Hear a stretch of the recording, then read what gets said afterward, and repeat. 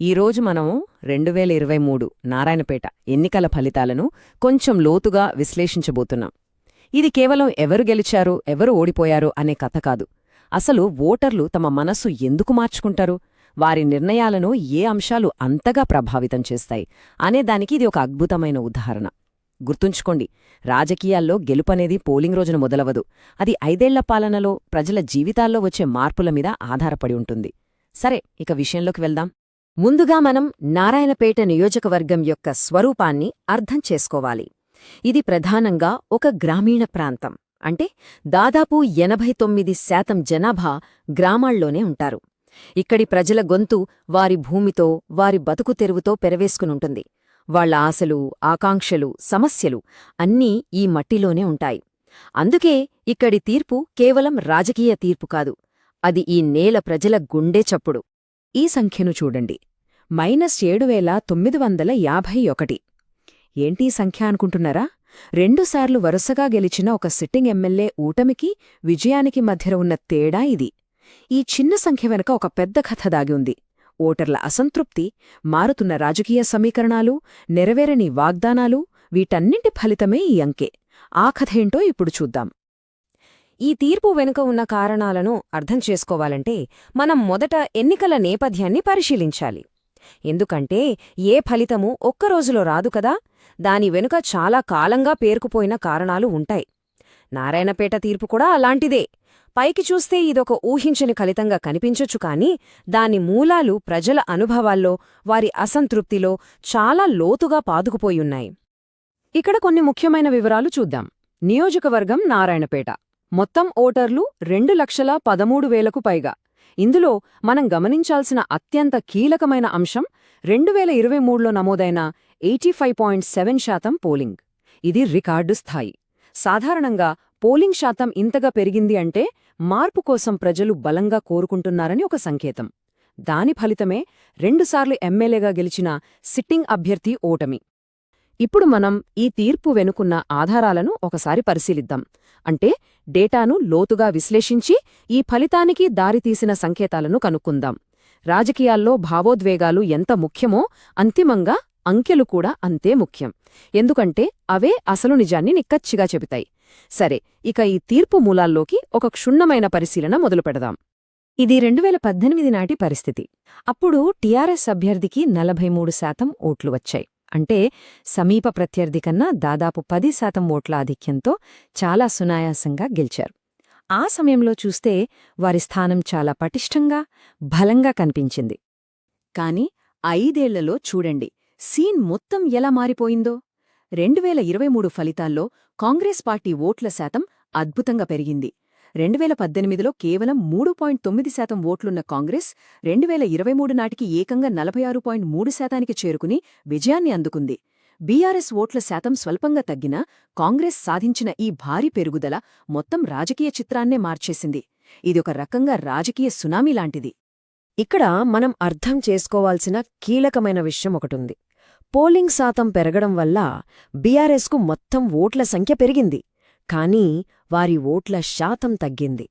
మరోవైపు కాంగ్రెస్ గతంలో ఇతర పార్టీలకు ఓటు వేసిన వారిని, అలాగే ప్రభుత్వ వ్యతిరేక ఓటర్లను తన వైపు బలంగా తిప్పుకుంది.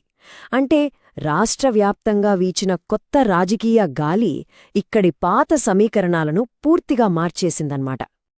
ఈ పరిస్థితిని ఒక బ్యాలెన్స్ షీట్లాగా చూద్దాం. ఒకవైపు 2 సార్లు ఎమ్మెల్యేగా గెలవడం, బలమైన స్థానిక మూలాలు వంటి బలాలు ఉన్నాయి. మరోవైపు ప్రజల్లో పేరుకుపోయిన ప్రభుత్వ వ్యతిరేకత, ప్రాజెక్టుల డెలివరీలో వైఫల్యాలు వంటి బలహీనతలున్నాయి.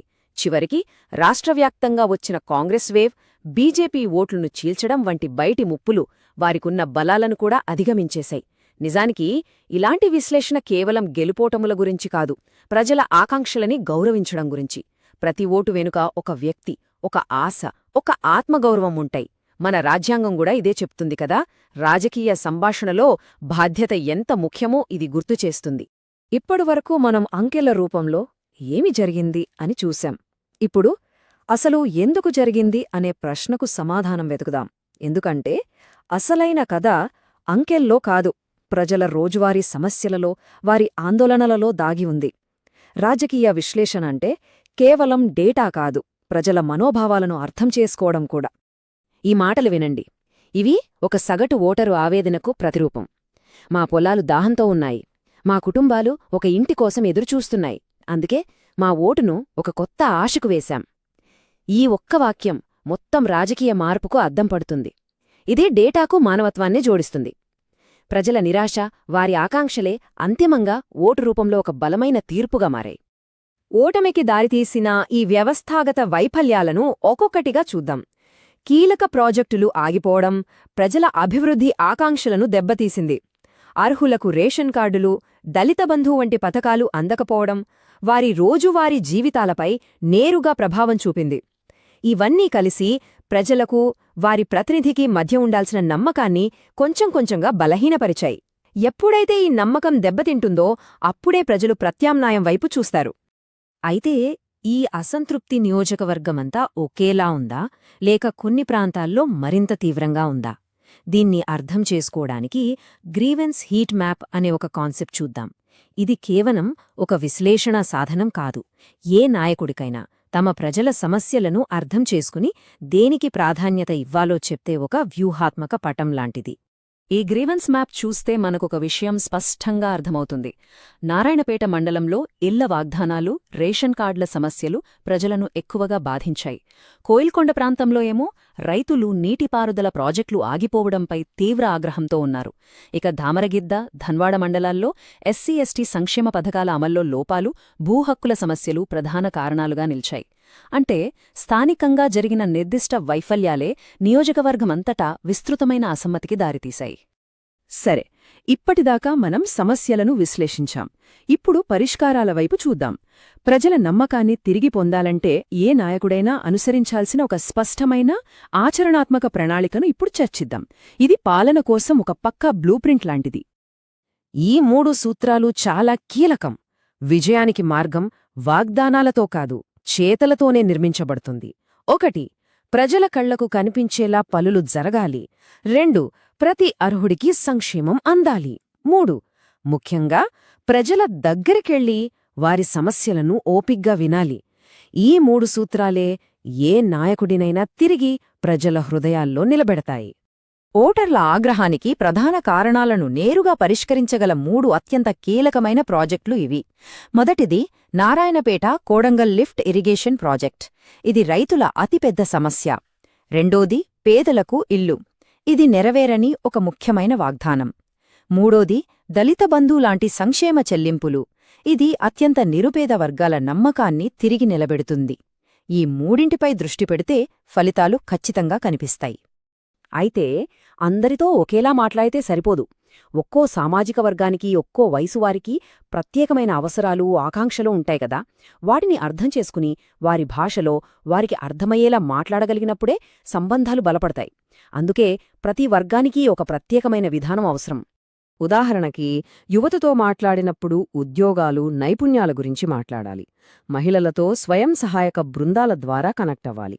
రైతుల కోసం ప్రత్యేక శిబిరాలు నిర్వహించి వారి సమస్యలను అక్కడికక్కడే పరిష్కరించాలి. ఎస్సీ ఎస్టీ వర్గాలకు వారి హక్కులు, సంక్షేమ పథకాలపై భరోసా కల్పించాలి. ఇలా ప్రతి వర్గం సమస్యలను అవకాశాలుగా మార్చుకొని వారితో బంధాన్ని బలోపేతం చేసుకోవచ్చు. ఇంతవరకు మనం చూసిన విశ్లేషణ నుంచి నేర్చుకోవలసిన పాఠాలేంటి, భవిష్యత్తుకు మార్గమేంటి? ఇప్పుడు ఆ విషయం గురించి చర్చిద్దాం. ఈ విశ్లేషణ కేవలం నారాయణపేటకు మాత్రమే పరిమితం కాదు. ఇది దేశంలోని ఏ ప్రజాప్రతినిధికైనా వర్తిస్తుంది. ఈ విశ్లేషణ నుంచి మనం నేర్చుకోవలసిన అతి ముఖ్యమైన పాఠం ఒకటే. ఎన్నికలలో గెలుపు అనేది పోలింగ్ రోజున వచ్చేది కాదు. అది మధ్యలో ఉన్న సంవత్సరాలలో 5 ఏళ్లపాటు ప్రజలకు చేసిన సేవ, వారికి కనిపించే పనులతోనే సంపాదించుకోవాలి. రాజకీయ భవిష్యత్తు దీనిపైనే నిర్మించబడుతుంది. ఇదే నిజమైన ప్రజాస్వామ్య స్ఫూర్తి, మన రాజ్యాంగం మనకు నేర్పిన జవాబుదారీతనం. అయితే నమ్మకాన్ని పునర్నిర్మించడం అనేది నిరంతర ప్రక్రియ. నేటి ఆధునిక రాజకీయాల్లో అనేక కొత్త సవాళ్లు ఉన్నాయి. కుల సమీకరణాలు మారొచ్చు, సోషల్ మీడియాలో క్షణాల్లో తప్పుడు వార్తలు వ్యాపించొచ్చు, పార్టీలోనే అంతర్గత విభేదాలు రావొచ్చు. ఈ డిజిటల్ యుగంలో ఇంకో పెద్ద సవాలేంటంటే ప్రజల సమాచారం. వారి వ్యక్తిగత వివరాలను చాలా జాగ్రత్తగా, బాధ్యతాయుతంగా వాడాలి. వారి గోప్యతను గౌరవించాలి. మన దేశంలో ఇప్పుడున్న డేటా ప్రొటెక్షన్ చట్టాలు కూడా ఇదే విషయాన్ని స్పష్టం చేస్తున్నాయి. ఏ నాయకుడైనా ఈ సవాళ్లను ఎదుర్కోవడానికి నిరంతరం అప్రమత్తంగా ఉండాలి. చివరిగా ఈ ప్రశ్నతో ముగిద్దాం. రోడ్లు, నీళ్లు, ఇళ్ళు లాంటి ప్రాథమిక అవసరాలు తీర్చలేనప్పుడు ప్రజలు ఎంతటి అధికారాన్నైనా తిరస్కరించగలరని నారాయణపేట నిరూపించింది. ఇది ప్రజాస్వామ్యానికి ఒక గొప్ప సంకేతం. రాజకీయాల్లో జవాబుదారీతనం ఎంత ముఖ్యమో మనందరికీ గుర్తుచేస్తోంది. ప్రజల తీర్పు ఎంత శక్తివంతమైనదో ఇది చెబుతోంది. దీని గురించి ఆలోచించండి. మీరు కూడా ప్రజల పక్షాన నిలబడే నాయకుడిగా ఎదగాలనుకుంటే, మీ నియోజకవర్గాన్ని ఉన్నత స్థాయికి తీసుకెళ్లాలనుకుంటే blueprintstrategies.ai ని సంప్రదించండి. మా ఇమెయిల్ mgr@blueprintstrategies.ai లేదా 0804204160 నంబర్కి కాల్ చేయండి. రాజకీయాలకు అతీతమైన లక్ష్యం.